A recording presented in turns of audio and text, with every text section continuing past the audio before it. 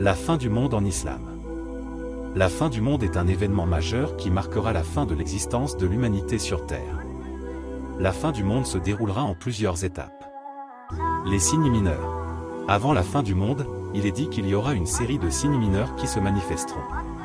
Ces signes incluent des phénomènes naturels inhabituels, des conflits, des troubles sociaux et moraux, ainsi que des événements cosmiques. L'arrivée du Dajjal, l'un des événements importants de la fin des temps, est l'apparition de l'Antéchrist, connu sous le nom de Dajjal en islam.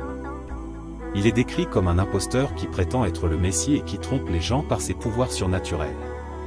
Selon la croyance islamique, Jésus, Issa, reviendra sur terre pour combattre le Dajjal et le vaincre.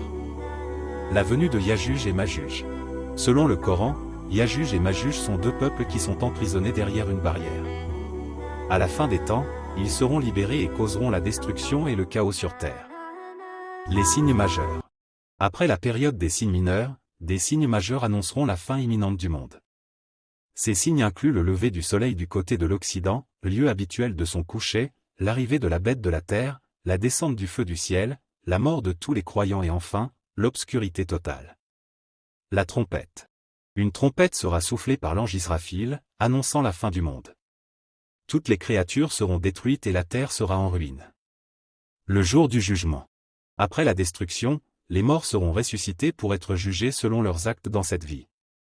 Chacun sera tenu responsable de ce qui